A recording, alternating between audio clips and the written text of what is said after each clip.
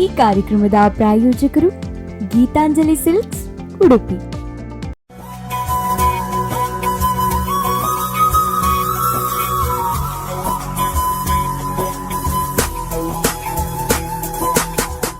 ಆತ್ಮೀಯ ಸ್ಪಂದನ ವಾಹಿನಿಯ ವೀಕ್ಷಕರೇ, ಗೀತಾಂಜಲಿ ಸಿಲ್ಕ್ಸ್ ಅರ್ಪಿಸುವಂತಹ ನಮ್ಮೂರ ಜಾಣೆ, ನಮ್ಮೂರಿನ ಪ್ರತಿಭೆಗಳನ್ನು ಅನಾವರಣಗೊಳಿಸುವಂತಹ ಕಾರ್ಯಕ್ರಮದಲ್ಲಿ ಈ ವಾರ ನಮ್ಮ ಜೊತೆ ಇದ್ದಾರೆ. ಬಹುಮುಖ ಪ್ರತಿಭೆ ಅಂತಲೇ ಹೇಳ್ಬೋದು. ಕಲೆ, ಸಾಹಿತ್ಯ, ಸಂಗೀತ, ನೃತ್ಯ ಎಲ್ಲ ಕ್ಷೇತ್ರಗಳಲ್ಲಿ ತನ್ನನ್ನು ತೊಡಗಿಸಿಕೊಂಡಿರುವಂತಹ ಪ್ರತಿಭೆ ಸೌಮ್ಯ ಸುರೇಂದ್ರ ದೇವಾಡಿಗ ಅವರಿದ್ದಾರೆ. ಇವರನ್ನು ಕಾರ್ಯಕ್ರಮಕ್ಕೆ ನಾವು ಆತ್ಮೀಯವಾಗಿ ಸ್ವಾಗತಿಸಿಕೊಳ್ಳೋಣ. ಕಾರ್ಯಕ್ರಮಕ್ಕೆ ಆತ್ಮೀಯ ಸ್ವಾಗತ ಸೌಮ್ಯ ಅವರೇ. ಸೊ ನಿಮ್ಮ ಕೆಲವೊಂದು ವಿಚಾರಗಳು ಫೇಸ್ಬುಕ್ನಲ್ಲಿ ಆಗಿರ್ಬೋದು ಅಥವಾ ಇನ್ನಿತರ ವಾಟ್ಸಪ್ ಗ್ರೂಪ್ಗಳಲ್ಲಿ ಕೂಡ ನಾವು ತಿಳ್ಕೊಂಡಿದ್ದೇವೆ. ಸೊ ನಿಮ್ಮ ಬಗ್ಗೆ ಇನ್ನಷ್ಟು ನಮ್ಮ ಸ್ಪಂದನ ವಾಹಿನಿಯ ವೀಕ್ಷಕರ ಮುಖಾಂತರ ತಿಳಿಲಿ ಅಂತ ಒಂದು ನಮ್ಮ ಏನು ಆಶಯ. ಸೊ ನಿಮ್ಮ ಬಗ್ಗೆ ನಮ್ಗೆ ಹೇಳಿ, ಯಾಕಂತ ಹೇಳಿದ್ರೆ ನಿಮ್ಮ ಸ್ಕೂಲಿಂಗ್ ಬಾಲ್ಯ ಎಲ್ಲಿ ಶುರುವಾಯಿತು? ಬಾಲ್ಯ ಅಂದ್ರೆ ನಾನು ಹುಟ್ಟಿದ್ದು ಇಲ್ಲಿ ಉಡುಪಿಯಲ್ಲಿ. ಪ್ರಾಥಮಿಕ ಹಂತದಲ್ಲಿ ಪರಿಸರದ ಒಂದು ಶಾಲೆಯಲ್ಲಿ ಕಲಿತೆ, ಕನ್ನಡ ಮೀಡಿಯಂ ಶಾಲೆಯಲ್ಲಿ ಕಲಿತೆ. ಅಲ್ಲಿ ಸಾಕಷ್ಟು ಅಂದ್ರೆ ಸಣ್ಣ ವಯಸ್ಸಿನಲ್ಲಿ ಇರ್ಬೇಕಾದ್ರೇನೆ ಈ ಸಂಗೀತ ಕ್ಷೇತ್ರದಲ್ಲಿ ಸಾಕಷ್ಟು ತೊಡಗಿಸ್ಕೊಳ್ಬೇಕೆನ್ನುವಂತ ಆಸಕ್ತಿ ನಂಗೆ ಹುಟ್ಟಿ ಬಂತು. ಅಂದ್ರೆ ಹಾಡ್ತೇನೆ ಅನ್ನುವಂತ ಒಂದು ತಂದೆ ತಾಯಿಗೆ ಗೊತ್ತಾದಾಗ ಯಾವುದೇ ರೀತಿ ಸ್ಪರ್ಧೆಗಳಿಗೆ ಅವಕಾಶ ಬಂದಾಗ ಯಾವುದೇ ರೀತಿ ನಂಗೆ ಬೇಡ ಅನ್ನುವಂಥದ್ದು ಇರಲಿಲ್ಲ. ಪ್ರತಿಯೊಂದಕ್ಕೂ ನೀನು ಸೇರು, ಪ್ರತಿಯೊಂದಕ್ಕೂ ಯಾವುದೇ ಅವಕಾಶಗಳು ಬಂದರೂ ಎಲ್ಲ ರೀತಿಯ ಒಂದು ಸ್ಪರ್ಧೆಗಳಿಗೆ ಸೇರು ಎನ್ನುವಂಥದ್ದು ಅಪ್ಪ ಅಮ್ಮನ ಪ್ರೋತ್ಸಾಹ ಇತ್ತು. ಹಾಗಾಗಿ ಸಂಗೀತ ಕ್ಷೇತ್ರದಲ್ಲಿ ತೊಡಗಿಸ್ಕೊಂಡೆ. ಅಂದ್ರೆ ಯಾವುದೇ ತರಬೇತಿಗಳನ್ನು ನಾನು ಪಡ್ಕೊಳ್ಳಿಲ್ಲ, ಆದರೆ ನನ್ನನ್ನು ನಾನೇ ಅಂದ್ರೆ ನೋಡ್ಕೊಂಡು ಕಲಿಯುವಂಥದ್ದು ಜಾಸ್ತಿ. ನಾನು ಸಂಗೀತ ಕ್ಷೇತ್ರದಲ್ಲಿ ತೊಡಗಿಸ್ಕೊಂಡೆ. ಸ್ಪರ್ಧೆಗಳ ಶಾಲೆಯ ಮಟ್ಟದಲ್ಲಿ ಸ್ಪರ್ಧೆಗಳು ಮಾಡ್ತಾ ಇದ್ರು, ಅಲ್ಲಿ ಸ್ಪರ್ಧೆಗಳಿಗೆ ಭಾಗವಹಿಸ್ಲಿಕ್ಕೆ ಹೋದೆ. ಆನಂತರ ಡ್ಯಾನ್ಸಿಂಗ್ ಮಾಡುವಂಥದ್ದು, ನೃತ್ಯ, ಶಾಲಾ ವಾರ್ಷಿಕೋತ್ಸವ. ನಿಮಗೆ ಗೊತ್ತಿರುವ ಹಾಗೆ ಪ್ರತಿ ವರ್ಷ ಶಾಲಾ ವಾರ್ಷಿಕೋತ್ಸವ ನಡೆಯುವಾಗ ಡ್ಯಾನ್ಸ್ ಅಂತ ಬಂದಾಗ ನಾನು ಚಂದ ಮಾಡಿ ಡ್ಯಾನ್ಸ್ ಮಾಡ್ತಾ ಇದ್ದೇನೆ ಅಂತ ಹೇಳಿ ಗೊತ್ತಾದ ತಕ್ಷಣ ಎಲ್ಲ ಡ್ಯಾನ್ಸ್ಗಳಿಗೂ ಸೇರಿಸುವಂಥದ್ದೆಲ್ಲ ಮೊದಲೆಲ್ಲ ಹಾಗೆ ಅಲ್ವಾ ಕ್ರಮ, ಹಾಗೆ ಸೇರಿಸ್ಕೊಳ್ತಾ ಇದ್ರು. ಹಾಗೆ ನಮ್ಮಲ್ಲಿ ಒಂದು ಆತ್ಮವಿಶ್ವಾಸ ಬರ್ತದೆ, ನಾನು ಚೆನ್ನಾಗಿ ಮಾಡ್ತೇನೆ, ಚೆನ್ನಾಗಿ ಹಾಡ್ತೇನೆ. ಡ್ರಾಯಿಂಗ್ ಇರ್ಬೋದು, ಡ್ರಾಯಿಂಗಲ್ಲೂ ಕೂಡ ಅಷ್ಟೇ. ಪ್ರತಿ ವರ್ಷ ಏನಾದರೂ ಸ್ಪರ್ಧೆಗಳು ಅಂತ ಬಂದಾಗ ಅದರಲ್ಲಿ ನನ್ನನ್ನು ನಾನು ಭಾಗವಹಿಸ್ಕೊಂಡು ತೊಡಗಿಸ್ಕೊಂಡು ಸಾಕಷ್ಟು ಪ್ರೈಸ್ಗಳನ್ನು ಕೂಡ ಪಡ್ಕೊಂಡಿದ್ದೆ. ಆನಂತರ ಹೈಸ್ಕೂಲ್ ನಾನು ಎಲ್ಲಿ ಒಳಕಾಡು ಶಾಲೆಯಲ್ಲಿ ಮುಂದುವರಿಸಿದೆ. ಹೈಸ್ಕೂಲ್ನಲ್ಲಿ ಸಹ ಅಷ್ಟೇ ಶಾಂತಿವನ ಟ್ರಸ್ಟ್ ಅಂತ ಹೇಳಿ ಧರ್ಮಸ್ಥಳ ಈಗಲೂ ಕೂಡ ಮಾಡ್ತಾ ಇದ್ದಾರೆ. ಒಳ್ಳೆ ಒಂದು ಮೌಲ್ಯವನ್ನ ಹೊಂದಿರುವಂತ ಒಂದು ಪುಸ್ತಕ. ಆ ಪುಸ್ತಕವನ್ನು ಆಧರಿಸಿ ಮಕ್ಕಳಿಗೆ ಬೇರೆ ಬೇರೆ ರೀತಿಯ ಸ್ಪರ್ಧೆಗಳನ್ನು ಅವರು ಈಗಲೂ ಕೂಡ ಮಾಡ್ತಾ ಇದ್ದಾರೆ. ಹಾಗಾಗಿ ಆ ಸ್ಪರ್ಧೆಗಳಲ್ಲಿ ನಾನು ಪ್ರಾಥಮಿಕ ಹಂತದಲ್ಲಿ ಈ ರೀತಿ ಯಾವುದು ಸಂಗೀತ ಕ್ಷೇತ್ರ ಅಥವಾ ಡ್ಯಾನ್ಸಿಂಗ್ ಕ್ಷೇತ್ರ ಇರ್ಬೋದು, ಹಾಗೆ ಇತರ ಕ್ಷೇತ್ರ ಇರ್ಬೋದು, ಅದರಲ್ಲಿ ಕೂಡ ಈ ಹೈಸ್ಕೂಲ್ನಲ್ಲಿ ಬಂದಾಗ ಕೂಡ ಈ ಶಾಂತಿವನ ಟ್ರಸ್ಟ್ ಇದಕ್ಕೆ ಏನು ಕಾರ್ಯಕ್ರಮ ಇತ್ತು, ಅದಕ್ಕೂ ಕೂಡ ನನ್ನನ್ನು ನಾನು ತೊಡಗಿಸ್ಕೊಂಡೆ. ಶಾಲೆಯ ಟೀಚರ್ಸ್ ನಮ್ಮನ್ನ ಸೇರಿಸ್ಕೊಂಡು ಕಳಿಸ್ತಾ ಇದ್ರು, ಹಾಗೆ ಹೋಗ್ತಾ ಇದ್ದೆ ಅಲ್ಲಿ ಕೂಡ. ಆನಂತರ ಪ್ರೈಮರಿಯಲ್ಲಿ ಇನ್ನೊಂದು ಹೇಳ್ಬೇಕು ಅಂತಾದ್ರೆ ಈಗ ಆಗಲ್ಲ, ಈಗಿನ ಒಂದು ಸಂದರ್ಭವೇ ಬೇರೆ. ಅಂದ್ರೆ ಮಕ್ಕಳ ಒಂದು ಡ್ಯಾನ್ಸ್ ಮಾಡುವಂಥದ್ದು ಇರ್ಬೋದು, ಒಂದು ಸ್ಟೈಲೇ ಬೇರೆ ಆಗಿದೆ ಸಂಪೂರ್ಣವಾಗಿ. ಮಾಮೂಲಿ ಡ್ಯಾನ್ಸ್ ಅನ್ನು ಯಾರು ಒಪ್ಪಿಕೊಳ್ಳುದಿಲ್ಲ. ಆದ್ರೆ ನಾವೆಲ್ಲ ಸಣ್ಣದಿರ್ಬೇಕಾದ್ರೆ ಒಂದು ಸಿಂಗಲ್ ಆಗಿ ಅಥವಾ ಒಂದು ಸೋಲೋ ಡ್ಯಾನ್ಸ್ ಮಾಡೋದಂದ್ರೆ ದೊಡ್ಡ ವಿಷಯ ಆಗ್ತಾ ಇತ್ತು. ಹಾಗಾಗಿ ನಾನು ಡ್ಯಾನ್ಸ್ ಮಾಡ್ತೇನೆ ಅಂತೇಳಿ ನನ್ನನ್ನ ಕೋಟ, ಆನಂತರ ಹಿರಿಯಡ್ಕ, ಆಚೆ ಸೈಡಲ್ಲಿ ನಮ್ಮ ಫ್ಯಾಮಿಲಿಯವರು ಇದ್ರು, ನನ್ನನ್ನು ಕರ್ಕೊಂಡು ಹೋಗ್ತಾ ಇದ್ರು. ಇಂಥ ಕಾರ್ಯಕ್ರಮ, ಈಗ ಗಣೇಶೋತ್ಸವ ಸಂದರ್ಭ ಅಥವಾ ಈ ಗಣರಾಜ್ಯೋತ್ಸವ ಸಂದರ್ಭ, ಅಂತ ಸಂದರ್ಭಗಳಲ್ಲಿ ನನ್ನನ್ನು ಈ ರೀತಿ ಡೇಟ್ಸ್ ಕೊಟ್ಟು ಡ್ಯಾನ್ಸ್ ಕಾರ್ಯಕ್ರಮಕ್ಕೆ ಬನ್ನಿ ಅಂತ ಹೇಳಿದಾಗ ನಾನು ರೆಡಿ. ನನಗೆ ಅಕ್ಕ ಕೂಡ ಸಪೋರ್ಟ್ ಮಾಡ್ತಾ ಇದ್ಲು ಮನೆಯಲ್ಲಿ. ನಾನೇ ಅಕ್ಕ ಮತ್ತೆ ನಾನು. ಆಗ ಮೊಬೈಲ್ ಎಲ್ಲಿತ್ತು, ಟಿವಿಯಲ್ಲಿ ಬಂದದ್ದು ನಾವು ಜಸ್ಟ್ ನೋಡ್ಕೊಳ್ಳುವಂಥದ್ದು, ಮತ್ತೆ ಹಾಡುಗಳನ್ನು ಕೂಡ ರೇಡಿಯೋ, ಟೇಪ್ ರೆಕಾರ್ಡರ್, ಕ್ಯಾಸೆಟ್ ಮೂಲಕ ನಾವು ಕಲಿಯುವಂಥದ್ದು ಅಷ್ಟೇ. ಈಗಿನ ಹಾಗೆ ಮೊಬೈಲ್, ಪೆನ್ ಡ್ರೈವ್ ಅದೆಲ್ಲ ಇರಲಿಲ್ಲ, ನಿಮಗೆ ಗೊತ್ತು. ಹಾಗಾಗಿ ಅದರ ಮೂಲಕವೇ ಕಲ್ತುಕೊಂಡು ಬೇರೆ ಬೇರೆ ನೆರೆಹೊರೆಯ ಊರುಗಳಲ್ಲಿ ನಾನು ಡ್ಯಾನ್ಸ್ಗಳನ್ನು ಮಾಡ್ಲಿಕ್ಕೆಲ್ಲ ಹೋಗ್ತಾ ಇದ್ದೆ. ಅದೊಂದು ಅವಕಾಶ. ನಾನು ಮಾತ್ರ ಯಾವುದೇ ಅವಕಾಶಗಳನ್ನ ಬಿಡ್ತಾ ಇರ್ಲಿಲ್ಲ. ಎಲ್ಲೇ ಏನೇ ಇದ್ರೂ ಕೂಡ ಏನೋ ಒಂದು ನನ್ನಲ್ಲಿ ಇರುವಂತ ಏನು ಟ್ಯಾಲೆಂಟ್ ಉಂಟು ಅದನ್ನ ಮಾಡ್ಕೊಂಡು ಬರ್ತಾ ಇದ್ದೆ. ಆನಂತರ ಕಾಲೇಜ್ ಲೆವೆಲ್ಗೆ ಬಂದಾಗ ಇಲ್ಲಿ ನಮ್ಮ ಗರ್ಲ್ಸ್ ಬಾಲಕಿಯರ ಪದವಿ ಪೂರ್ವ ಕಾಲೇಜ್ ಅಲ್ಲಿ ಕಲ್ತಿರುವಂಥದ್ದು. ಅಲ್ಲಿ ಸಹ ಅಷ್ಟೇ ಶಾಲೆಯಲ್ಲಿ ಯಾವುದೇ ರೀತಿ ಸ್ಪರ್ಧೆಗಳು ಬಂದಾಗ ಅಲ್ಲಿ ನಾನು ಭಾಗವಹಿಸ್ತಾ ಇದ್ದೆ. ಶಾಲೆಯಿಂದ ಹೊರಗಡೆಯಲ್ಲಿ ಶಾಲಾ ಹೊರಗಡೆ ಯಾವುದಾದ್ರು ಕಾರ್ಯಕ್ರಮಗಳು ಅಂತ ಬಂದಾಗ ಅದಕ್ಕೂ ಕೂಡ ನನ್ನನ್ನು ತೊಡಗಿಸ್ಕೊಳ್ತಾ ಇದ್ದೆ. ಶಿಕ್ಷಕರು ಸೇರಿಸ್ಕೊಂಡು ನಾನು ಹೋಗ್ತಾ ಇದ್ದೆ. ಅಲ್ಲಿ ಕೂಡ ಸಾಕಷ್ಟು ಪ್ರೈಸ್ಗಳನ್ನು ಪಡ್ಕೊಂಡಿದ್ದೇನೆ. ನನಗೆ ಒಂದು ದೊಡ್ಡ ಒಂದು ಆತ್ಮವಿಶ್ವಾಸ ಬಂದದ್ದು ಅಂತ ಹೇಳಿದ್ರೆ ಪ್ರೈಮರಿ ಲೆವೆಲ್ ಅಂದ್ರೆ ಒಂದು 7ನೇ ಕ್ಲಾಸ್ ಇರ್ಬೇಕು ನಾನು. ಆಗ MGM ಅಲ್ಲಿ ತುಳುಕೂಟದವರು ನಡೆಸಿರುವಂತ ದೇಶಭಕ್ತಿ ಗೀತೆ ಸ್ಪರ್ಧೆ ಮಾಡ್ತಾ ಇದ್ರು. ಅದಕ್ಕಿಂತ ಮೊದಲು ಈ ಗಣೇಶೋತ್ಸವ ಅಂತದ್ರಲ್ಲಿ ಸಾಕಷ್ಟು ಪ್ರೈಸ್ಗಳನ್ನು ಪಡ್ಕೊಂಡು ಎಲ್ಲ ಇತ್ತು. ಆನಂತರ ಅಲ್ಲಿ ಒಂದು ದೊಡ್ಡ ಅಮೌಂಟ್, ಅಂದ್ರೆ ಈಗ ಒಂದು 1,000 ಹೇಳಿದ್ರೆ ಸ್ವಲ್ಪ ಸಣ್ಣದೇ, ಆಗೊಂದು ದೊಡ್ಡ ಅಮೌಂಟ್ ಅದು 1,000 ಮತ್ತೊಂದು ಈ ಮೊಮೆಂಟ್ ಎಲ್ಲ ಕೊಟ್ಟಿರುವಂತದ್ದು ಅದೊಂಥರ ತುಂಬಾ ಮಂದಿ ಭಾಗವಹಿಸಿದ್ರು ಕೂಡ, ತುಂಬಾ ಮಂದಿ ಭಾಗವಹಿಸಿದ್ರು. ಅಲ್ಲಿ ನನಗೆ ಫಸ್ಟ್ ಪ್ರೈಸ್ ಸಿಕ್ಕಿರುವಂತ ನಂಗೆ ತುಂಬಾ ಈಗಲೂ ಕೂಡ ಮೆಮೊರೇಬಲ್ ಅಂತ ಹೇಳ್ಬೋದು. ತುಂಬಾ ಒಂದು ಆತ್ಮವಿಶ್ವಾಸ ಹೆಚ್ಚು ಅಲ್ಲಿ ಮೂಡಿರುವಂತ ನಂಗೆ ಮತ್ತೆ ಮತ್ತೆ ಹೆಚ್ಚು ಅದನ್ನ ತೊಡಗಿಸ್ಕೊಳ್ಳಿಕ್ಕೆ ಸಹಕಾರಿ ಆಯ್ತು. ಆ ನಂತರ ನಾನು ಯಾವುದು ಕಾಲೇಜ್ ಅಂತ DED ಗೆ ಬಂದೆ. DED ಅಲ್ಲಿ ಕೂಡ ಅಷ್ಟೇ ನಮ್ಮ ಯಾವುದು ಚೆಂಡೆಯನ್ನ ಫಸ್ಟಿಗೆ ಹಿಡಿದದ್ದು ನಾನು ಚೆಂಡೆ. ಈಗ ಮೊದಲೆಲ್ಲ ಏನು ಈ ಸಿಂಗಿಂಗ್, ಡ್ಯಾನ್ಸಿಂಗ್, ಡ್ರಾಯಿಂಗ್, ಆನಂತರ ಇದು ಯಾವುದು ಗೊತ್ತಾ, ತಮಟೆ ಬಡಿಯುವಂಥದ್ದು. ಭಜನೆ ಎಲ್ಲ ಮಾಡುವಾಗ ಮನೆಯಲ್ಲಿ ನಾವು ತಂದೆ ತಾಯಿಗೆ ನಾವು 3 ಜನ ಹೆಣ್ಮಕ್ಳು ಭಜನೆ ಮಾಡುವಂಥದ್ದಿತ್ತು. ಭಜನೆ ಮಾಡ್ಬೇಕಾದ್ರೆ ತಾಳ ಜೊತೆಗೆ ತಮ್ಕಿ ಹೇಳ್ತೇವಲ್ಲ ಅದನ್ನ ಬಡಿಯುವಂಥದ್ದು ನಾನೇ ಒಳ್ಳೆ ರೀತಿ ನಾನೇ ಕಲ್ತು ಒಳ್ಳೆ ಬಾರಿಸ್ಲಿಕ್ಕೆ ಅಭ್ಯಾಸ ಮಾಡ್ಕೊಂಡೆ. ಅದ್ರ ಜೊತೆಗೆ ಡೋಲಕ್ ಕೂಡ, ಡೋಲಕ್ ಒಂದು ನನ್ನ ತಂದೆ ಒಂದು ತಂದು ಕೊಟ್ರು, ಹೀಗೆಲ್ಲ ಮಾರಾಟ ಮಾಡ್ತಾರಲ್ಲ ಅಲ್ಲಿಂದ ತಂದು ಕೊಟ್ರು. ಅಲ್ಲಿಂದ ನಾನು ಅದನ್ನ ನಾನೇ ಆ ಹಾಡಿಗೆ ಸರಿಯಾಗಿ ತಾಳ ಹಾಕೊಂಡು ಜೊತೆಗೆ ಡೋಲಕ್ ಕೂಡ ಬಾರಿಸ್ಕೊಂಡು ಅದನ್ನ ನೋಡ್ಕೊಂಡು ನಮ್ಮ ನೆರೆಹೊರೆಯಲ್ಲಿ ಎಲ್ಲಿದ್ರು ಭಜನೆ, ಈಗ ನವರಾತ್ರಿ ಸಂದರ್ಭಕ್ಕೆ ಬರುವಾಗ ಭಜನೆಗಳೆಲ್ಲ ಮಾಡ್ತಾರೆ. ಆಗ ನಮ್ಮನ್ನು ಕರಿತಾ ಇದ್ರು, ನಮ್ಮ 3 ಹೆಣ್ಮಕ್ಳನ್ನು ಕರಿತಾ ಇದ್ರು, ನೀವು ಭಜನೆಗೆ ಬನ್ನಿ, ನಮ್ಮದೊಂದು ಕಾರ್ಯಕ್ರಮ ದೇವರ ಕಾರ್ಯಕ್ರಮ ಉಂಟು, ಒಂದು ಭಜನೆಗೆ ಬನ್ನಿ. ಅಂದ್ರೆ ಹಣ ಅಂತಲ್ಲ, ನಾವು ಭಜನೆ ಎಲ್ಲ ಮುಗಿಸಿದ ನಂತರ ಸಣ್ಣದೊಂದು ಕಾಣಿಕೆ ಕೊಡ್ತಾ ಇದ್ರು, ನಾವು ತಗೊಂಡ್ ಬರ್ತಾ ಇದ್ವಿ ಹಾಗೆ. ಆದ್ರೆ ನಮ್ಮ ಪೂರ್ತಿ ಒಂದು 5-6 ಗಂಟೆಗೆ ಕೂತ್ರೆ 10-11 ಗಂಟೆ ತನಕ ಸಹ ಭಜನೆ ಕಂಪ್ಲೀಟ್ ಆಗಿ ನಾವು 3 ಕೂಡ ಹೆಣ್ಮಕ್ಳು 3 ಜನ ಕೂಡ ಅದ್ರ ಜೊತೆ ನಾನು ತಮಟೆ, ಡೋಲಕ್ಕೆಲ್ಲ ಮಾಡ್ಕೊಂಡು ಭಜನೆಗೆ ಒಂದು 2-3 ಮನೆಗಳಲ್ಲಿ ನಾವು ಪ್ರತಿ ವರ್ಷ ಕೂಡ ಹೋಗ್ತಾ ಇದ್ವಿ. ಆ ನಂತರ ಚೆಂಡೆಯನ್ನ ಫಸ್ಟ್ ಹಿಡಿದದ್ದು, ಅದ್ರ ಜೊತೆಗೆ ನಾನು ಮೆಹಂದಿ ಕೂಡ ಮಾಡ್ತಾ ಇದ್ದೆ. ಮೆಹಂದಿಗಳನ್ನು ಬಿಡಿಸುವಂಥದ್ದು ಮನೆ ಹತ್ರ ಇರುವಂತ ಎಲ್ಲ ಸಾಧಾರಣ ಒಂದು ಲೆಕ್ಕ ಹಿಡಿಲಿಲ್ಲ ನಾನು ತುಂಬಾ. ಅದೇ ಹೇಳಿದಲ್ಲ ಆಗಿನ ಒಂದು ಕಾಲಕ್ಕೆ ಸ್ವಲ್ಪ ಅದೇ ಒಂಥರ ದೊಡ್ಡ ವಿಷಯ. ಈಗೆಲ್ಲ ಕೆಲವೆಲ್ಲ ಓವರ್ ಸ್ಪೀಡ್ ಅಲ್ಲಿ ಬೇರೆ ಬೇರೆ ರೀತಿಯ, ಆದ್ರೂ ಕೂಡ ನಾನು ಒಮ್ಮೊಮ್ಮೆ ಮಾಡ್ತೇನೆ ಈಗಲೂ ಕೂಡ. ತುಂಬಾ ಮದುಮಗಳಿಗೆ ಮೆಹಂದಿ ಎಲ್ಲ ಬಿಡಿಸುವಂತದ್ದೆಲ್ಲ ಹೋಗ್ತಾ ಇದ್ದೆ. ರಂಗೋಲಿ ಹಾಕುವಂಥದ್ದು ಅಷ್ಟೇ ಸಣ್ಣದ್ರಿಂದ ಅಕ್ಕ ಹಾಕ್ತಾ ಇದ್ಲು, ಅದನ್ನ ನೋಡಿ ಮನೆ ಎದುರಲ್ಲಿ ಸೆಗಣಿ ಎಲ್ಲ ಸಾರಿಸ್ಕೊಂಡು, ಈಗೆಲ್ಲ ಸೆಗಣಿ ಎಲ್ಲ ಸಾರಿಸುತ್ತಾ ಬಹಳಷ್ಟು ಕಡಿಮೆ ಆಗ್ತಾ ಬಂದಿದೆ. ಸೆಗಣಿ ಸಾರಿಸ್ಕೊಂಡು ಪ್ರತಿದಿನ ರಂಗೋಲಿ ಹಾಕುವಂಥದ್ದು ನನ್ನ ಒಂದು ಓನ್ ಥಿಂಕಿಂಗ್ ಅಲ್ಲಿ ಹೊಸ ಡಿಸೈನ್ಗಳನ್ನು ಮಾಡುವಂಥದ್ದು, ಪುಸ್ತಕಗಳಲ್ಲಿ ಮಾಡಿ ನೆಲದಲ್ಲಿ ಟ್ರೈ ಮಾಡುವಂಥದ್ದು ಹಾಗೆಲ್ಲ ಮಾಡ್ತಾ ಇದ್ದೆ. ಆನಂತರ ಅದೇ ಆ ರಂಗೋಲಿಗೂ ಕೂಡ ಅಷ್ಟೇ ಬೇರೆ ಹೀಗೆ ಹೊರಗಡೆ ಇಲ್ಲದ್ರು ಸ್ಪರ್ಧೆಗೆ ಬಂದಾಗ ನಮ್ಮ ದೇವಾಡಿಗ ಸಮುದಾಯದಲ್ಲಿ ಸಹ ಒಂದೊಂದು ವರ್ಷಕ್ಕೊಂದು 2-3 ಸಲ ಹೀಗೆ ಪ್ರೋಗ್ರಾಮ್ ಅಂತ ಬಂದಾಗ ಅಲ್ಲಿ ಕೂಡ ನಾವು ಹೋಗ್ತಾ ಇದ್ದೆ. ಅಲ್ಲಿ ಕೂಡ ಕೆಲವು ಪ್ರೈಸ್ಗಳನ್ನು ಪಡ್ಕೊಂಡಿರುವಂಥ ಹಾಗೆಲ್ಲ ಉಂಟು. ಎಲ್ಲದರಲ್ಲಿ ತೊಡಗಿಸ್ಕೊಂಡು ನನ್ನನ್ನು ನಾನು ಒಂಥರ ನಂಗೆ ಇಷ್ಟ ಅದು ಆಕ್ಚುಲಿ ಬೈ ಬರ್ತ್ ಅದೊಂಥರ ಇನ್ನೊಬ್ರು ಇಂತ ನೀ ಮಾಡ್ತಿ ಹೀಗೆ ಇದ್ದಿ ಅಂತ ಹೇಳಿದಾಗ ನಮ್ಮಲ್ಲಿ ಇನ್ನೂ ಒಂಥರ ಆತ್ಮವಿಶ್ವಾಸ ಬೆಳೀತದೆ. ಇನ್ನೂ ಅದಕ್ಕೆ ಹೆಚ್ಚಿನ ಸ್ಪರ್ಧೆಗಳಿಗೆ ಸೇರ್ಲಿಕ್ಕೆ ಅವಕಾಶ ಅಂದ್ರೆ ಇನ್ನೂ ಆತ್ಮವಿಶ್ವಾಸ ಬೆಳೀತದೆ ಅಂತ ಹೇಳ್ಬೋದು. ಆ ನಂತರ ಚೆಂಡೆ ನಾನು ಫಸ್ಟ್ ಹಿಡಿದದ್ದು ನಮ್ಮ DED ಕಾಲೇಜಲ್ಲಿ. ಅಷ್ಟ ತನಕ ನಾನು ಚೆಂಡೆ ಅಂತ ಹಿಡಿದಿರ್ಲಿಲ್ಲ. ಅಂದ್ರೆ ಅದೇ ಹೇಳಿದಲ್ಲ, ನನ್ನಲ್ಲಿ ಆಗ್ತದೆ ಅಂತ ಟೀಚರ್ಸ್ನವರಿಗೂ ಗೊತ್ತಿತ್ತೋ ಗೊತ್ತಿಲ್ಲ ನಂಗೆ. ಅಷ್ಟ ತನಕ ನಾನು ಚೆಂಡೆ ಅಂತ ಹಿಡ್ದಿರ್ಲಿಲ್ಲ. ಇಲ್ಲಿ ಕೊಕ್ಕರ್ಣೆಯಲ್ಲಿ ಒಂದು ಯುವಜನೋತ್ಸವ ಅಂತ ಮಾಡ್ತಾ ಇದ್ರು. ಆ ವರ್ಷಕ್ಕೆ ಯುವಜನೋತ್ಸವ ಅಂತ ಇತ್ತು ಕೊಕ್ಕರ್ಣೆಯಲ್ಲಿ. ಅಲ್ಲಿ ಚೆಂಡೆಯನ್ನ ಸರ್ ತಂದು ಕೊಟ್ರು, ನೀನ್ ಬಡಿ, ನಿಂಗೆ ಆಗ್ತದೆ, ನೀನ್ ತಮ್ಕೆ ಎಲ್ಲ ಬಡಿತಿ, ಡೋಲಕ್ ಬಡಿತಿ, ಇದು ಬಡಿ ಅಂತೇಳಿ ಅದನ್ನು ಮೆರವಣಿಗೆ ಅಂದ್ರೆ ಪ್ರೊಸೆಷನ್ ಅಂದ್ರೆ ಬೇರೆ ಬೇರೆ ಕಾಲೇಜ್ನವರು ಅವರದೊಂದು ಮೆರವಣಿಗೆ ಅಂತ ಇರ್ತಾ ಇತ್ತು. ಆ ಸಭೆ ಪ್ರಾರಂಭವಾಗುವ ಮೊದಲು ಎಲ್ಲ ಕಾಲೇಜ್ನವರು ಅವರವ್ರದ್ದು ಬೇರೆ ಬೇರೆ ರೀತಿಯ ವೇಷಭೂಷೆಗಳನ್ನೆಲ್ಲ ಧರಿಸಿಕೊಂಡು ಮೆರವಣಿಗೆ ಎಲ್ಲ ಮಾಡುವಂಥದ್ದು. ಅದರಲ್ಲಿ ನನ್ನ ಒಂದು ಚೆಂಡೆ ಜೊತೆಗೆ ನನ್ನ ಎದುರಲ್ಲಿ ಇಬ್ರು ಯಕ್ಷಗಾನ ಪಾತ್ರಧಾರಿಗಳು ಇಬ್ರು, ನನ್ನ ಚೆಂಡೆಗೆ ಅವರಿಬ್ರು ಕುಣಿಬೇಕು ಹಾಗೆ.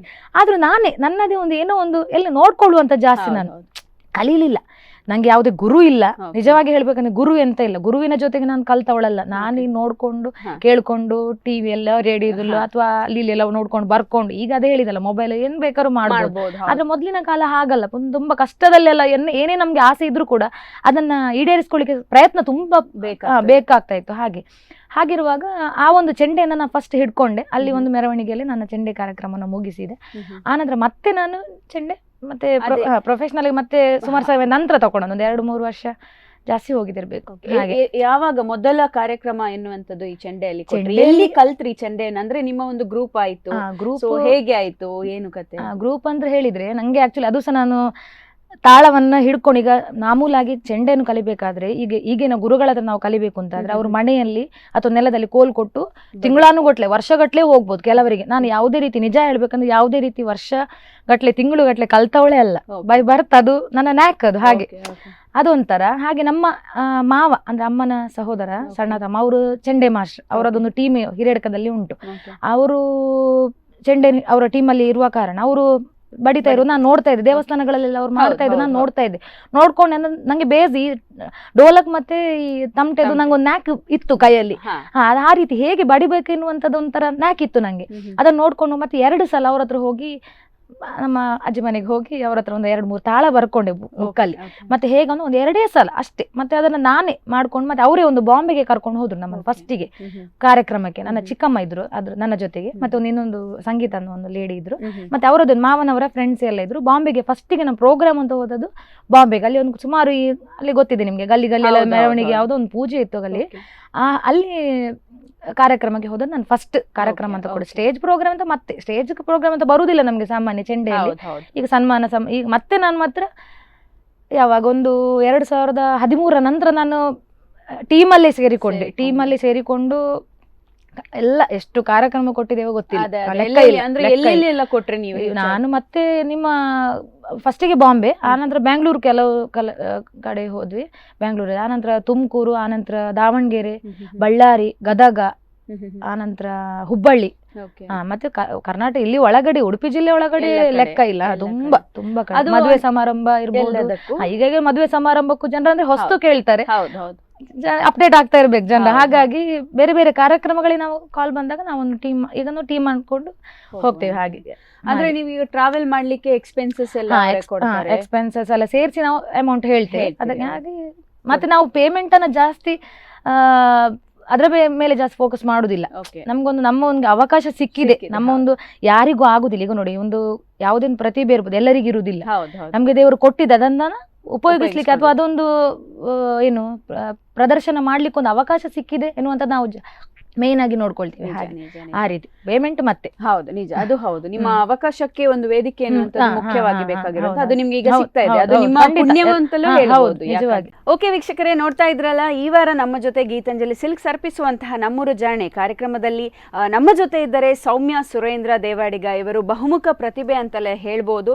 ಇವರ ಜೊತೆ ಮಾತನ್ನು ಮುಂದುವರೆಸೋಣ. ಅದರ ಮುಂಚೆ ತಗೊಳ್ಳೋಣ ಒಂದು ಸಣ್ಣ ವಿರಾಮ. ಈ ಕಾರ್ಯಕ್ರಮದ ಪ್ರಾಯೋಜಕರು ಗೀತಾಂಜಲಿ ಸಿಲ್ಕ್ಸ್, ಉಡುಪಿ.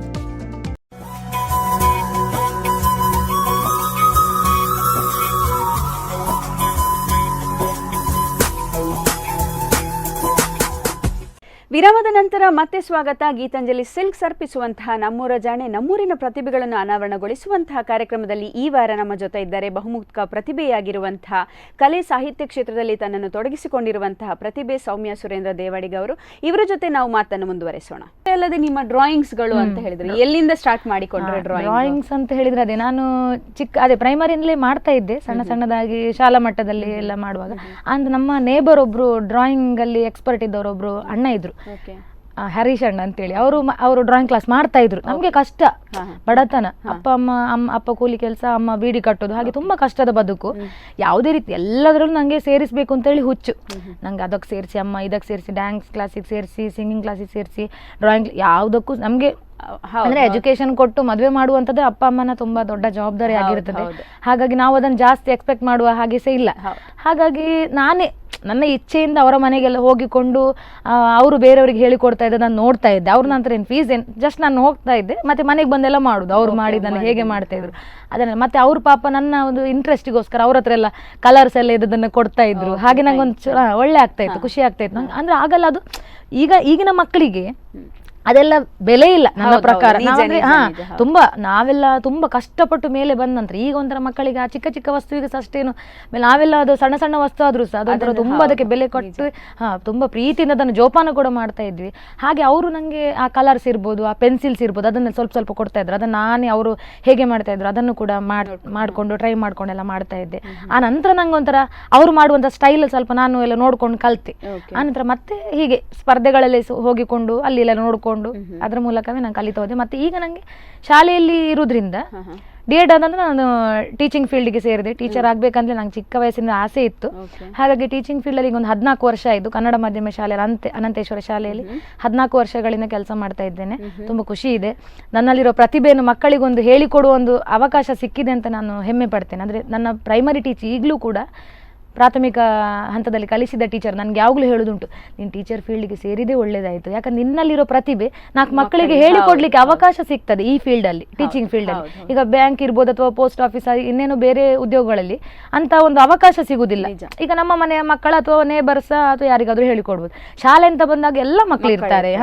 ಆ ಮಕ್ಕಳಿಗೆ ನಮ್ಮಲ್ಲಿರೋ ಪ್ರತಿಭೆಯನ್ನ ಅವರಿಗೊಂದು ಹೇಳಿಕೊಡುವಂತ ಒಂದು ಅವಕಾಶ ಸಿಗ್ತದೆ ಅಂತ ನಾನು ಪ್ರೈಮರಿ ಟೀಚರ್ ಈಗಲೂ ಕೂಡ ಹೇಳುದುಂಟು, ನೀವು ಇದೇ ಫೀಲ್ಡ್ಗೆ ಸೇರಿದಕ್ಕೆ ಒಳ್ಳೇದಾಯ್ತು ಅಂತೇಳಿ. ಹಾಗೆ ಅಷ್ಟೇ ಅಲ್ಲದೆ ನಿಮ್ಮದೀಗ ಒಂದೆರಡು ಆಲ್ಬಮ್ಗಳು ರಿಲೀಸ್ ಆಯ್ತು, ಸಾಹಿತ್ಯ ಕೂಡ ಕ್ಷೇತ್ರಕ್ಕೆ ಸ್ವಲ್ಪ ಏನೋ ಒಂದು ನಿಮ್ಮ ಕೊಡುಗೆಯನ್ನು ಕೊಟ್ಟಿದ್ರು, ಯಾವ ರೀತಿಯದು? ಅದೇ ನಾನು ಅದಕ್ಕೆ ಮುಖ್ಯವಾಗಿ ಯೂಟ್ಯೂಬ್ ನಲ್ಲಿ ಸಿಂಗಿಂಗ್ ಹೇಳುದಾದ್ರೆ, ಮತ್ತೆ ನಾನು ಈ PU ಆದ ನಂತರ PU ಟೈಮಲ್ಲಿ ನನ್ನ ಅಕ್ಕ ಈ ಆರ್ಕೆಸ್ಟ್ರಾಗಳಲ್ಲಿ ಮತ್ತೆ ನಿಮ್ಮ ನಾಟಕಗಳಲ್ಲಿ ಪ್ಲೇ ಬ್ಯಾಕಿಗೆ ಹೋಗ್ತಾ ಇದ್ಲು, ತುಳು ನಾಟಕಗಳಲ್ಲಿ. ಇಲ್ಲಿ ಗುಂಡೆಬೆಲೆ ಸುರೇಶ್ ಶೆಟ್ಟಿ ಅಂತ ಇದ್ದಾರೆ, ಅವರ ಒಂದು ಕಲಾ ರಸಿಕರು ಅಂತ ಹೇಳಿ ಅವರ ಟೀಮ್, ನಾಟಕ ಅವರು ನಿರ್ದೇಶನ ಕೂಡ ಮಾಡುದು, ಸಂಗೀತ ಸಾಹಿತ್ಯ ಎಲ್ಲ ಅವರದ್ದೇ. ನಾವು ಹಾಡುದು ಮಾತ್ರ ಡುಯೆಟ್ ಸಾಂಗ್ ಮತ್ತೆ ಟ್ರಾಜಿಡಿ, ಒಂದು ನಾಟಕಕ್ಕೆ ಯಾವ್ದೆಲ್ಲ ಹಾಡು ಬೇಕೋ ಅವ್ರು ಬರಿತಾ ಇದ್ರು. ಫಿಲ್ಮಿ ಸಾಂಗ್ಗಳಿಗೆ ಅವರು ಹಾಡುಗಳನ್ನು ಬರಿತಾ ಇದ್ರು, ತುಳುವಲ್ಲಿ ಬರಿತಾ ಇದ್ರು. ನಾವು ಅದನ್ನ ಹಾಡುದು. ದೊಡ್ಡಕ್ಕ ಹಾಡ್ತಾ ಇದ್ಲು, ಅವಳ ಜೊತೆ ನಾನು ಡ್ಯಾನ್ಸಿಗೆ ಹೋಗ್ತಾ ಇದ್ದೆ. ಅವಳು ಸಿಂಗಿಂಗ್ ಮಾಡ್ಲಿಕ್ಕೆ ಹೋಗುದು, ನಾನು ನನ್ನ ಡ್ಯಾನ್ಸ್ ಹುಚ್ಚು, ಅವಳೊಟ್ಟಿಗೆ ಬೇರೆ ಎಲ್ಲ ಕಡೆ ಎಲ್ಲಿ ಎಲ್ಲ ನಾಟಕ ಪ್ರದರ್ಶನ ಇರ್ತದೆ, ನಿಮ್ಗೆ ಗೊತ್ತುಂಟು ನಾಟಕ ಪ್ರದರ್ಶನಕ್ಕಿಂತ ಮೊದಲು ಊರಿನ ಡ್ಯಾನ್ಸ್ ಎಲ್ಲ ಇರ್ತದೆ, ಆ ಊರಿನ ಮಕ್ಕಳು. ನಂಗೆ ಅಲ್ಲಿ ಕೂಡ ಅವಕಾಶ ಸಿಕ್ಕಿದೆ. ಹಾಗೆ ಅಕ್ಕನ ಜೊತೆಗೆ ಅವಳು ಹಾಡಿಗೆ ಹೋಗ್ತಾ ಇದ್ಲು, ಪ್ಲೇ ಬ್ಯಾಕಿಗೆ. ನಾನು ಅವಳ ಜೊತೆಗೆ ಅವಳಿಗೊಂದು ಪಾರ್ಟ್ನರ್ ಆಗ್ತಾ, ಅಕ್ಕ ಒಬ್ಳೆ ಹೋಗ್ಬೇಕಲ್ಲ, ನಾನು ನನ್ನ ಒಂದು ಡ್ಯಾನ್ಸ್ ಇಟ್ಕೊಂಡು ಅಲ್ಲಿ. ಆಗ ಮಾತ್ರ ನಾಟಕಗಳಲ್ಲಿ ನಾನು ಮತ್ತೆ ಹಾಡಿದ್ದು. ಅವಳು ಮ್ಯಾರೇಜ್ ಆದ ನಂತರ ಕಡಿಮೆ ಮಾಡಿದ್ಲು, ಆ ನಂತರ ನಾನು ಹಿಡ್ಕೊಂಡೆ. ಹಾಗೆ ನಾಟಕಗಳಲ್ಲಿ ಸುಮಾರು ವರ್ಷ, ಒಂದು 6-7 ವರ್ಷ ನಾನು ಅವರ ಜೊತೆಗೆ, ಸುರೇಶ್ ಶೆಟ್ಟಿ ಅಂತ ಇದ್ದಾರೆ, ಅವರ ಜೊತೆಗೆ ನಾಟಕಗಳಲ್ಲಿ ಪ್ಲೇ ಬ್ಯಾಕಿಗೆ ತುಂಬಾ ಹಾಡುಗಳನ್ನ ಹಾಡಿದ್ದೇನೆ, ತುಳು ಹಾಡುಗಳನ್ನ. ಅವರು ತುಳು ಹಾಡು ಬರಿತಾ ಇದ್ರು, ಫಿಲ್ಮಿ ಸಾಂಗ್ಗಳಿಗೆ ಸೇಮ್ ರಾಗ, ತುಳು ಅಂದ್ರೆ ಫಿಲ್ಮ್ ಸಾಂಗ್ಗಳದೇ ರಾಗ, ತುಳು ಲಿರಿಕ್ಸ್, ತುಳು ಸಾಹಿತ್ಯ, ಅದನ್ನ ನಾನು ಹಾಡ್ತಾ ಇದ್ದೆ. ಆವಾಗಲೇ ಒಂದು ಹಾಡು ಬರ್ದಿದ್ದೆ, ಮತ್ತೆ ಅದನ್ನ ಅದಲ್ಲೇ ಮುಚ್ಚಿ ಹೋಗಿತ್ತು. ಮತ್ತೆ ಇತ್ತೀಚೆಗೆ ಮತ್ತೆ ನಂಗೆ D.Ed ಆದ ನಂತರ, ಅದೇ ಅಲ್ಲಿ PU ಆದ ನಂತರ ಮತ್ತೆ ಸುಮಾರು ವರ್ಷ ಹಾಡಿದೆ ಅವರ ಜೊತೆಗೆ. ಆ ನಂತರ ಎಲ್ಲಿ ಅಂತ ಹೇಳಿದ್ರೆ D.Ed ಎಲ್ಲ ಆದ ನಂತರ, ಅಂದ್ರೆ ಮದುವೆ ಎಲ್ಲ ಆಯ್ತು, ಮತ್ತೆ ಕೆಲವೆಲ್ಲ ಸಮಸ್ಯೆಗಳೆಲ್ಲ ಎಲ್ಲರ ಜೀವನದಲ್ಲಿ ಆಗುವಂತ ಸಮಸ್ಯೆಗಳು ಇದ್ದೇ ಇರ್ತದೆ. ಆ ಸಮಸ್ಯೆಗಳಿಂದ ಹೊರಗೆ ಬರ್ಲಿಕ್ಕೆ ನಂಗೆ ನಿಜವಾಗಿ ಹೇಳ್ಬೇಕಂದ್ರೆ ಈ ಪ್ರತಿಭೆಗಳು ತುಂಬಾ ಹೆಲ್ಪ್ ಮಾಡಿದೆ ಅಂತ ಹೇಳ್ಬೋದು. ನನ್ನ ಬಗ್ಗೆ ನಾನು ಹೇಳುದಾದ್ರೆ, ಎಷ್ಟೋ ಸಮಸ್ಯೆಗಳು, ಪ್ರತಿಯೊಬ್ಬ ಮನುಷ್ಯನಿಗೆ ಒಂದು ಸಮಸ್ಯೆಗಳು ಇದ್ದೇ ಇರ್ತದೆ. ಆ ಸಮಸ್ಯೆಯಿಂದ ಹೊರಗೆ ಬರಬೇಕಾದ್ರೆ ನಾವು ಆ ಸಮಸ್ಯೆಯಲ್ಲೇ ಕೂತು ಅದನ್ನೇ ಯೋಚನೆ ಮಾಡ್ತಾ ಕೂತ್ರೆ ನಮ್ಮ ಜೀವನ ಮುಂದೆ ಸಾಗುದಿಲ್ಲ.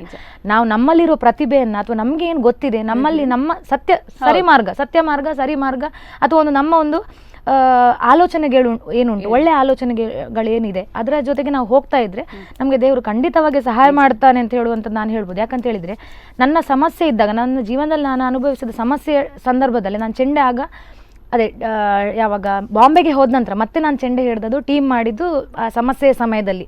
ಅಂದ್ರೆ ಒಂದು 4 ಮಹಿಳೆಯರ ಜೊತೆಗೆ ಹೊರಗೆ ಹೋಗ್ಲಿಕ್ಕೆ ಅವಕಾಶ ಕೂಡ ಸಿಗ್ತಾ ಇತ್ತು, ನಮ್ಮ ನೋವನ್ನು ಮರಿಲಿಕ್ಕೆ ಕೂಡ ಆಗ್ತದೆ, ಜೊತೆಗೆ ನಮ್ಮ ಪ್ರತಿಭೆಗೆ ಸ್ಟೇಜ್ ಅವಕಾಶ ಕೂಡ ಸಿಕ್ಕಿದೆ. ಹಾಗೆ ಅದನ್ನ ಕಂಟಿನ್ಯೂ ಮಾಡ್ಕೊಂಡು ಬಂದೆ, ಹಾಡಲ್ಲಿ ಕೂಡ ತೊಡಗಿಸ್ಕೊಳ್ತಾ ಇದ್ದೆ. ಆ ನಂತರ ಈ ಯೂಟ್ಯೂಬ್, ನೀವು ಕೇಳಿದಂಥ ವಿಚಾರ, ಯೂಟ್ಯೂಬ್ ಅಥವಾ ಈ ಸಾಹಿತ್ಯ ಬರುವಂಥದ್ದು ಇರ್ಬೋದು, ಅಲ್ಲಿ ನನಗೆ ಆಸಕ್ತಿ ಬಂದದ್ದು ಅಂತ ಹೇಳಿದರೆ, ನಿಮಗೆ ಗೊತ್ತಿರೋಗೆ ಕೊರೋನಾ ನಂತರ, ಈ ಕೊರೋನಾ ನಂತರ ಏನಾಯಿತು, ನಮ್ಮ ಸ್ಕೂಲಲ್ಲಿ ಎಲ್ಲ ನಾವು ಮೊಬೈಲಲ್ಲೇ ಮಕ್ಕಳಿಗೆ ಪಾಠ ಹೇಳಬೇಕು, ಆನ್ಲೈನ್ ಮಾಡಬೇಕು, ಆಫ್ಲೈನ್ ಮಾಡಬೇಕು, ಪ್ರೀ ರೆಕಾರ್ಡ್ ಮಾಡಿ ಕಳಿಸುವಂಥದ್ದು, ಹಾಗೆಲ್ಲ ಮಾಡ್ತಾ ಇದ್ವಿ.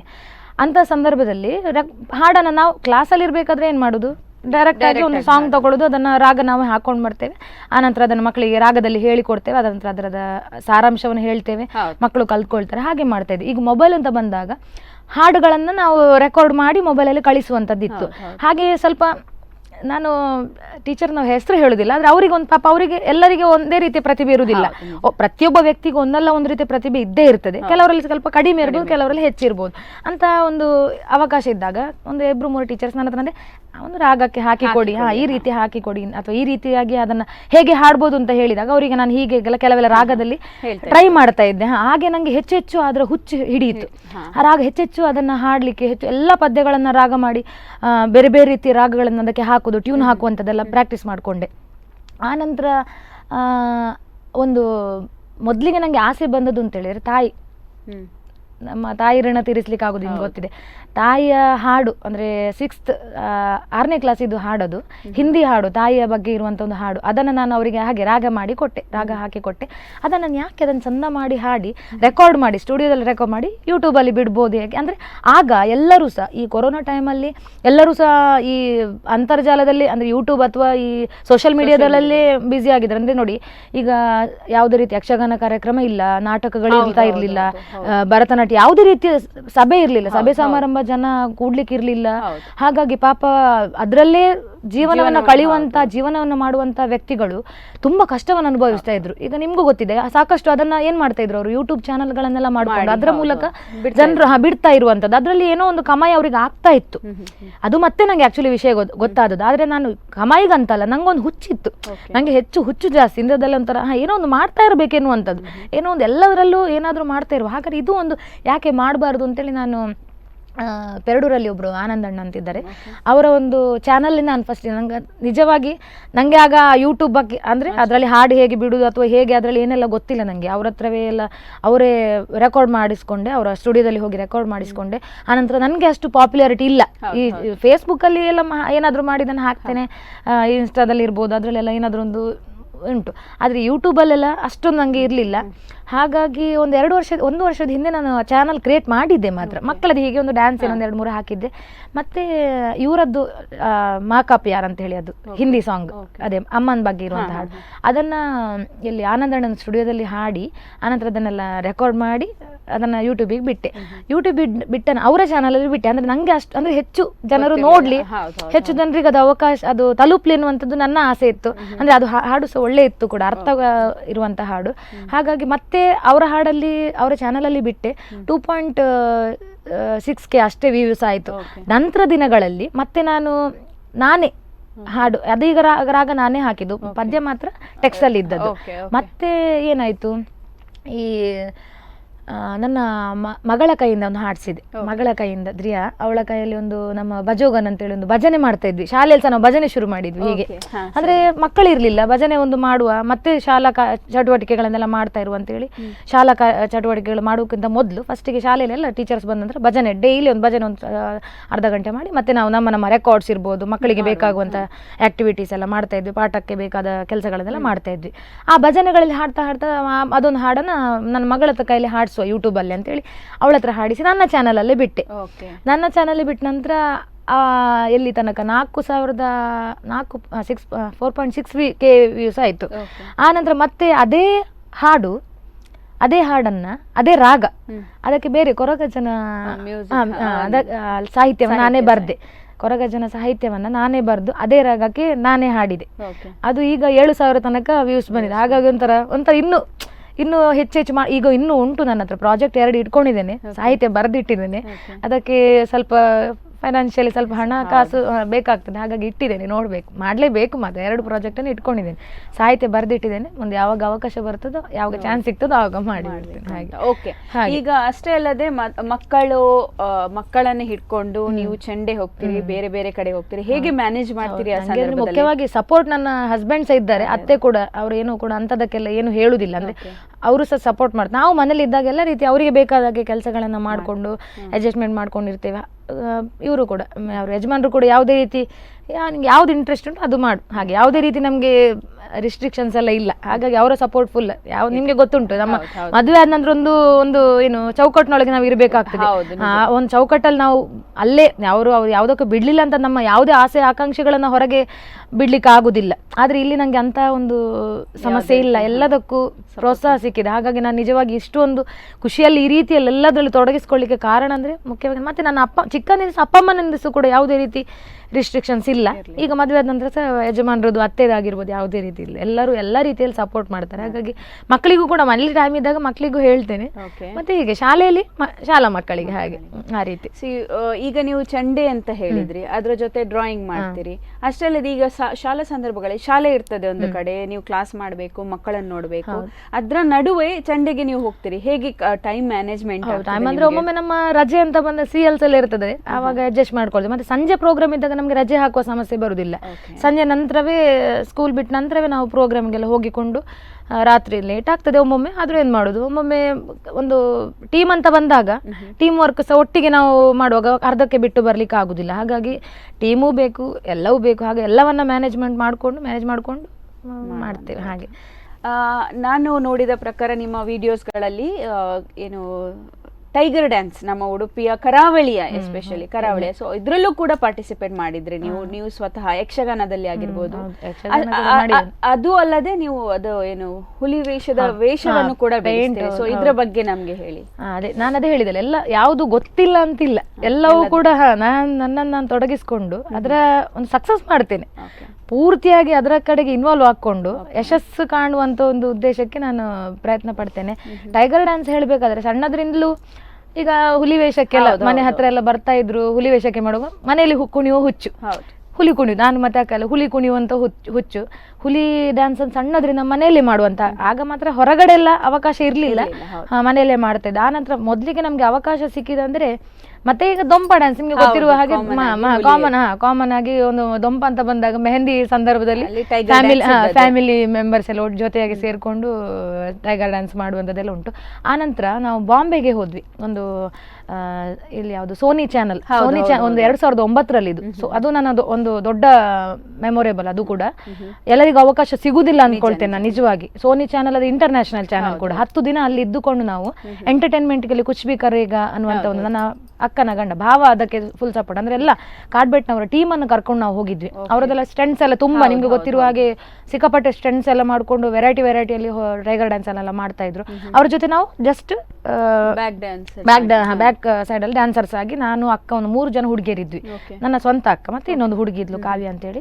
3 ಜನ ಹೋಗಿ ಅದರಲ್ಲಿ ಒಂದು 10 ದಿನ 2 ರೀತಿಯಲ್ಲಿ ಅಂದ್ರೆ ಟೈಗರ್ ಡ್ಯಾನ್ಸ್ ಅಲ್ಲಿ ಮಾಡಿದ್ದೇವೆ. ಜೊತೆಗೆ ಅಲ್ಲಿ 2 ಪ್ರೋಗ್ರಾಮ್ ಕೊಡ್ಲಿಕ್ಕಿತ್ತು ನಮ್ಗೆ. ಅದು ಟ್ರೈಬಲ್ ಡ್ಯಾನ್ಸ್, ಇನ್ನೊಂದು ರೌಂಡಿಗೆ ನಾವು ಟ್ರೈಬಲ್ ಡ್ಯಾನ್ಸಿಗೆ ಪ್ರಿಪೇರ್ ಆಗಿಕೊಂಡು ಅಲ್ಲಿ ಅವ್ರು ಹೇಳಿಕೊಟ್ಟು ಕೆಲವೆಲ್ಲ ಅದನ್ನೆಲ್ಲ ಮಾಡ್ಕೊಂಡು 10 ದಿನ ಅಲ್ಲಿ ಒಂದು ಮಾಡಿ ದೊಡ್ಡ ದೊಡ್ಡ ಜಡ್ಜಸ್ ಇದ್ದ ಜೊತೆಗೆ ಒಳ್ಳೆ ಒಂದು ಕಮೆಂಟ್ಸ್ ಅನ್ನ ನಾವು ಪಡ್ಕೊಂಡು ಬಂದದ್ದೊಂದು ಒಂದು ಒಳ್ಳೆಯ ನೆನಪು ಅಂತ ಹೇಳ್ಬೋದು ಅದು ಕೂಡ. ಆ ನಂತರ ಮತ್ತೆ ಒಂದು ಇತ್ತೀಚೆಗೆ ಒಂದು 3 ವರ್ಷದ ಹಿಂದೆ ನಾವು ಮೈಸೂರಿಗೆ ಹೋದ್ವಿ. ನಾವೇ ಲೇಡೀಸ್ ಒಂದು ಮನೆಯವರೇ, ನನ್ನ ಅಕ್ಕ, ಇನ್ನೊಂದು ಅಕ್ಕ, ನಾನು ಮತ್ತೆ ಒಂದು ನನ್ನ ಕಸಿನ್ ಒಬ್ಳು ಇದ್ಲು. ಅಲ್ಲಿ ಹೀಗೆ ಒಂದು ಯಾವುದೋ ಕಾರ್ಯಕ್ರಮಕ್ಕೆ ಲೇಡೀಸ್ ಟೈಗರ್ ಬೇಕು ಅಂತೇಳಿ ಹೇಳಿದ್ರು. ನಾವೇ ಒಂದು 4-5 ಜನ ಒಟ್ಟಿಗೆ ಮಾಡ್ಕೊಂಡು ನಮ್ಮ ತುಂಬಾ ಮಂದಿ ಹೋಗಿದ್ದೇವೆ. ನಿಮ್ಗೆ ಗೊತ್ತಿರೋ ತಾಸೆ ಎಲ್ಲರನ್ನು ಕರ್ಕೊಂಡು ಒಂದು ಬಸ್ ದೊಡ್ಡ ಇದು ಮಾಡ್ಕೊಂಡು ನನ್ನ ಗಂಡ ಕೂಡ ಬಂದಿತ್ತು ಜೊತೆಗೆ. ಎಲ್ಲ ಫ್ಯಾಮಿಲಿ ಹೋದ, ಒಂದ್ ಕಡೆ ಟ್ರಿಪ್ ಆಯ್ತು, ಒಂದ್ ಕಡೆ ಈ ಪ್ರೋಗ್ರಾಮ್ ಕೊಡ್ಲಿಕ್ಕೂ ಆಯ್ತು ಎನ್ನುವ ಒಂದು ಉದ್ದೇಶಕ್ಕೆ ಅಲ್ಲಿಯೂ ಕೂಡ ಪೇಂಟ್ ಎಲ್ಲ ಹಾಕಿ, ಅಂದ್ರೆ ಡ್ರೆಸ್ ಮೇಲೆ ಮುಖಕ್ಕೆಲ್ಲ ಲೇಡೀಸಿಗೆ ಬೇರೆ ರೀತಿ ಗೊತ್ತಿದೆ. ಹಾಗಾಗಿ ಆ ರೀತಿ ಮಾಡ್ಕೊಂಡು ಅಲ್ಲಿ ಒಂದು 2 ಸಲ ಹೀಗೆ ಅವಕಾಶ ಅಂತ ಹೇಳಿ ಮಾಡಿದ್ದೇನೆ ನಾನು ಹಾಗೆ ಟೈಗರ್ ಡ್ಯಾನ್ಸಿಗೆ. ಒಟ್ಟಾರೆಯಾಗಿ ನಿಮ್ಮ ಬಹುಮುಖ ಪ್ರತಿಭೆ ಅಂತಲೇ ಹೇಳ್ಬೋದು ನೀವು. ಅದೇ ನೀವು ನಮ್ಮ ವೀಕ್ಷಕರಿಗೆ ಅಥವಾ ಮುಂದೆ ಇದೇ ರೀತಿ ಕಷ್ಟದಲ್ಲಿದ್ದುಕೊಂಡು ಮುಂದೆ ಬರುವವರಿಗೆ ಯಾವ ರೀತಿಯ ಮೆಸೇಜ್ ಅನ್ನು ಕೊಡ್ಬೋದು ಅಂದ್ರೆ, ಹೀಗೆ ಅವಕಾಶಗಳು ವಂಚಿತರಾಗಿರ್ತಾರೆ ಅದೆಷ್ಟೋ ಜನ. ಸೊ ಈ ಸಂದರ್ಭದಲ್ಲಿ ಅವರಿಗೆ ಯಾವ ರೀತಿ ಅವಕಾಶಗಳು ನಿಜವಾಗಿ ಅವರು ಒಂದು ಹೇಳ್ಬೇಕು ಅಂತ ಹೇಳಿದ್ರೆ, ಅವರಲ್ಲಿರುವಂತಹ ಪ್ರತಿಭೆ ಏನುಂಟು ಫಸ್ಟಿಗೆ ಗುರುತಿಸ್ಕೊಂಡು ಮುಂದೆ ಬರಲೇಬೇಕು. ಅದೇನಾಗ್ತದೆ ನೆಗೆಟಿವ್ ಥಾಟ್ಸ್ ಎಲ್ಲ ಬಿಡ್ಬೇಕು. ಮುಂದೆ ಏನಾಗ್ತದೆ ಅದು ಬೇರೆ ಪ್ರಶ್ನೆ.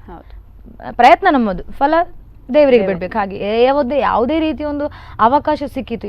ಈಗ ಮೊದಲೆಲ್ಲಾದ್ರೂ ಹೇಗೆ ಯಾರೋ ಒಂದು ಹೇಳುದು ಅಥವಾ ಬಾಯಲ್ಲಿ ಹೇಳ್ಬೇಕು ಅಥವಾ ಫೋನ್ ಮಾಡಿ ಹೇಳ್ಬೇಕು. ಈಗ ಮೊಬೈಲಲ್ಲಿ ಎಲ್ಲ ರೀತಿಯಲ್ಲಿ ನಮಗೆ ಎಲ್ಲೆಲ್ಲಿ ಏನು ಪ್ರೋಗ್ರಾಮ್ ನಡೀತದೆ ಅಥವಾ ಯಾವುದೋ ಒಂದು ಕಾಂಪಿಟೇಷನ್ಸ್ ಇರ್ಬೋದು, ಎಲ್ಲಿ ಏನು ಇರ್ತದ್ದು ಕೂಡ ಟಕ್ ಅಂತ ಬರ್ತದೆ, ನಾವು ನೋಡ್ಕೊಂಡು ಭಾಗವಹಿಸಬಹುದು. ಮೊದಲೆಲ್ಲ ಕಷ್ಟ. ಈಗ ಇನ್ನೂ ಮಕ್ಕಳಿಗೆ ಒಳ್ಳೆ ರೀತಿ ಅವಕಾಶ ಸಿಗ್ತಾ ಉಂಟು, ವೇದಿಕೆ ಸಿಗ್ತದೆ. ಹಾಗಾಗಿ ಯಾವ ಮಕ್ಕಳು ಕೂಡ ಅವರ ಪ್ರತಿಭೆ ಏನುಂಟು ಅವರಲ್ಲಿ ಸಣ್ಣ ಪ್ರಾಯದಲ್ಲಿ ಅವರಿಗೆ ಉಂಟು, ತಂದೆ ತಾಯಿ ಕೂಡ ಪ್ರೋತ್ಸಾಹ ಕೊಡಬೇಕು. ಹಾಗಾಗಿ ಇಂತಕ್ಕೆ ಬಿಡುವ ತುಂಬಾ ರಿಸ್ಟ್ರಿಕ್ಷನ್ ಎಲ್ಲ ಮಾಡಿಕೊಂಡು ಆ ಮಕ್ಕಳಿಗೆ ಪಾಪ ಇನ್ನೂ ಹಿಂಜರಿಕೆ ಜಾಸ್ತಿ ಆಗ್ತದೆ. ಅದ್ರ ಬಿಟ್ಟು ಅಂತ ಒಂದು ಮಕ್ಕಳಿಗೆ ಒಂದು ಯಾವುದೇ ರೀತಿ ಪ್ರತಿಭೆ ಇದ್ರೆ ತಪ್ಪು ಮಾಡಿದಾಗ ಸರಿಯಾದ ಬುದ್ಧಿ ಹೇಳ್ಬೇಕು ಎಲ್ಲ ಪೇರೆಂಟ್ಸ್ ಕೂಡ, ಎಲ್ಲರಲ್ವಾ ಹಾಗೆ.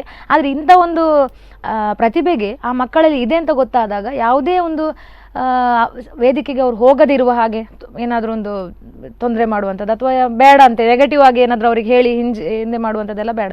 ಅದೆಲ್ಲ ಮಕ್ಕಳಿಗೆ ಸರಿಯಾಗಿ ಒಂದು ಅವಕಾಶ ಸಿಗುವ ಹಾಗೆ ಅವ್ರು ಮುಂದೆ ಹೋಗ್ಬೇಕು. ಯಾವುದೇ ಅವಕಾಶ ಸಿಕ್ಕಿದ್ರೆ ಅದಕ್ಕೆ ಹಿಂಜರಿಬಾರ್ದು, ಮುಂದೆ ಹೋಗ್ಬೇಕು. ಪ್ರಯತ್ನ ತನ್ನಷ್ಟಕ್ಕೆ ಚಿಕ್ಕ ಚಿಕ್ಕ ಹೆಜ್ಜೆ ಫಸ್ಟಿಗೆ, ಆನಂತರ ದೊಡ್ಡ ಹೆಜ್ಜೆ ಆಟೋಮೆಟಿಕ್ ಆಗಿ ಬರಬಹುದು. ನಾನು ದೊಡ್ಡ ಹೆಜ್ಜೆಗೆ ಪ್ರಯತ್ನ ಪಡ್ತಾ ಇದ್ದೇನೆ, ಸಣ್ಣದಾಗಿ ಈಗ ಹೋಗ್ತಾ ಇದೆ, ಎಲ್ಲವನ್ನ ಇಟ್ಟುಕೊಂಡು ಹೋಗ್ತಾ ಇದ್ದೇನೆ. ಹಾಗೆ ಟೀಚಿಂಗ್ ಫೀಲ್ಡ್ ಅಲ್ಲಿ ಇರ್ಬೇಕಾದ್ರೆ ಅಂದ್ರೆ ಚೆಂಡೆಯ ಜೊತೆಗೆ ಈ ಡ್ಯಾನ್ಸ್ ತರಬೇತಿಯನ್ನು ಪಡಿಬೇಕೆನ್ನುವಂಥ ಒಂದು ಆಸೆ ಸಣ್ಣ ಪ್ರಾಯದಲ್ಲಿ ನಂಗೆ ಆಗಲಿಲ್ಲ. ಸಣ್ಣ ವಯಸ್ಸಲ್ಲಿ ಇರಬೇಕಾದ್ರೆ ನನಗೆ ಸಾಕಷ್ಟು ಸಮಸ್ಯೆ ಇದ್ದ ಕಾರಣ, ಹಣಕಾಸಿನ ಸಮಸ್ಯೆ ನನಗೆ ಆಗಲಿಲ್ಲ. ಹಾಗಾಗಿ ಟೀಚಿಂಗ್ ಫೀಲ್ಡ್ ಇರಬೇಕಾದ್ರೆ ಜೊತೆಗೇ ಡ್ಯಾನ್ಸ್ ತರಬೇತಿಯನ್ನು ಪಡಿಬೇಕೆನ್ನುವಂಥ ಆಸೆ ಬಂತು. ಹಾಗೆ extreme dance academy Manjit Shetty ಅವರ ಜೊತೆಗೆ ಡ್ಯಾನ್ಸ್ ತರಬೇತಿಯನ್ನು ಪಡ್ಕೊಂಡು ಅಲ್ಲಿಯೂ ಕೂಡ ಸಾಕಷ್ಟು ಅವರ ಜೊತೆ ಕಾರ್ಯಕ್ರಮಕ್ಕೆ ಹೋದೆ. ಜೊತೆಗೆ ಅವರು ಒಂದು ಅವಕಾಶ ಕೊಟ್ಟರು, ನಮ್ಮ ಒಂದು ಟ್ಯಾಲೆಂಟ್ ನೋಡ್ಕೊಂಡು ಗ್ರೂಪ್ ಅಂದರೆ ಸುವರ್ಣ, ಕನ್ನಡದ ಸುವರ್ಣ ಚಾನಲ್ನ ಸೈ ಟು ಡ್ಯಾನ್ಸ್ ಮಾಮ್ಸ್ ಒಂದು ಸ್ಪೆಷಲ್ ರಿಯಾಲಿಟಿ ಶೋ ಇತ್ತು. ಅದಕ್ಕೆ ಅದರಲ್ಲಿ ಭಾವನಾರ್ ದೇವಾಡಿಗ ಅಂತೇಳಿ ಮೇನ್ ಡ್ಯಾನ್ಸರ್ ಆಗಿದ್ರು. ಅವರ ಜೊತೆಗೆ ಕೋ ಡ್ಯಾನ್ಸರ್ಸ್ ಆಗಿ ನಮ್ಮನ್ನ ಒಂದು ಮಾಂಸೆ ಬೇಕಿತ್ತು, ಎಲ್ಲ ಮದುವೆ ಆದ ಮಾಂಸೆ ಬೇಕಿತ್ತು. ಅದಕ್ಕೋಸ್ಕರ ನಮ್ಮನ್ನ ಸೆಲೆಕ್ಟ್ ಮಾಡಿಕೊಂಡು ಕರ್ಕೊಂಡು ಹೋದ್ರು. ಅದು ಒಂದು ಒಳ್ಳೆ ಮೆಮೊರೇಬಲ್ ಅಂತ ಹೇಳ್ಬೋದು ನಂಗೆ. ಹಾಗೆ ಈ ಸಂದರ್ಭದಲ್ಲಿ ಅವರಿಗೆ ಖಂಡಿತವಾಗಿ ಥ್ಯಾಂಕ್ಸ್ ಹೇಳಬೇಕು, ಮಂಜಿ ಶೆಟ್ಟಿ ಅವರಿಗೆ. ಆಗ್ಲಿ ನಿಮ್ಮ ಒಂದು ದೊಡ್ಡ ಹೆಜ್ಜೆಗೆ ನೀವು ಆದಷ್ಟು ಬೇಗ ಜಂಪ್ ಆಗಿ ಒಂದು ಒಳ್ಳೆ ಹೆಸರು ಬರಲಿ ಅಂತ ನಾವು ಸ್ಪಂದನ ವಾಹಿನಿಯ ಪರವಾಗಿ ಹೇಳ್ತಾ ಇದ್ದೇವೆ. Thank you so much. All the best for your future life. ನಿಮಗೆ ಒಳ್ಳೆಯದಾಗಲಿ. ನೀವು ಕೂಡ ಇಲ್ಲಿ ಕರೆದು ನನಗೆ ಇಷ್ಟೊಂದು ಅವಕಾಶ ಕೊಟ್ರಿ, ತುಂಬಾ ಧನ್ಯವಾದಗಳು. Okay, thank you. ನೋಡಿದ್ರಲ್ಲ ವೀಕ್ಷಕರೇ, ಇಷ್ಟರವರೆಗೆ ನಮ್ಮ ಜೊತೆ ಈ ವಾರದ ಅತಿಥಿಯಾಗಿ ನಮ್ಮೂರ ಜಾಣೆ ಗೀತಾಂಜಲಿ ಸಿಲ್ಕ್ಸ್ ಅರ್ಪಿಸುವಂತಹ ನಮ್ಮೂರ ಜಾಣೆ ಕಾರ್ಯಕ್ರಮದಲ್ಲಿದ್ದರು ಸೌಮ್ಯ ಸುರೇಂದ್ರ ದೇವಾಡಿಗ ಅವರು. ಚಂಡೆ ಆಗಿರ್ಬೋದು, ಕಲೆ ಸಾಹಿತ್ಯ ಕ್ಷೇತ್ರದಲ್ಲಿ ಆಗಿರ್ಬೋದು, ಅಷ್ಟೇ ಅಲ್ಲದೆ ಡ್ರಾಯಿಂಗ್, ಸ್ವತಃ ವೃತ್ತಿಯಲ್ಲಿ ಶಿಕ್ಷಕಿಯಾಗಿದ್ದುಕೊಂಡು ಮಕ್ಕಳಿಗೆ ತನ್ನಲ್ಲಿರುವಂತಹ ಏನು ಪ್ರತಿಭೆಗಳನ್ನು ಅವರಿಗೂ ಕೂಡ ತಿಳಿಸ್ತಾ ಇರುವಂತಹ ಒಬ್ಬ ಬಹುಮುಖ ಪ್ರತಿಭೆ.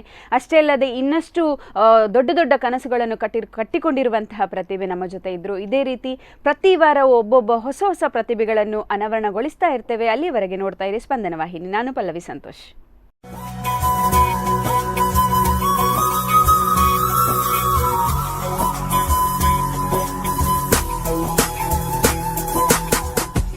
ಈ ಕಾರ್ಯಕ್ರಮದ ಪ್ರಾಯೋಜಕರು ಗೀತಾಂಜಲಿ ಸಿಲ್ಕ್ಸ್, ಉಡುಪಿ.